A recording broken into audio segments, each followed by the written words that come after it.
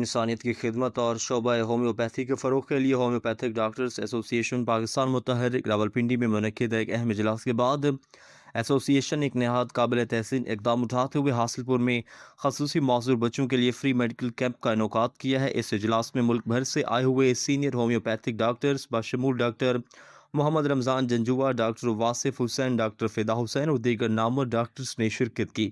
جس کا مقصد ہومیوپیتھی کے فروغ اور عوامی خدمت کے لیے لاہ عمل تیار کرنا تھا۔ اجلاس کے بعد ایسوسی ایشن نے حاصل پور میں خصوصی بچوں کے لیے طبی کیمپ لگایا، جہاں ماہر ہومیوپیتھک ڈاکٹر فدا حسین نے 50 سے زائد معذور بچوں کا تفصیلی معائنہ کیا اور انہیں موقع پر مفت ادویات فراہم کی۔ ڈاکٹر فدا حسین نے بچوں کے والدین کو ہومیوپیتھک علاج کے اصولوں کے مطابق معذوری سے متعلقہ مسائل کے حل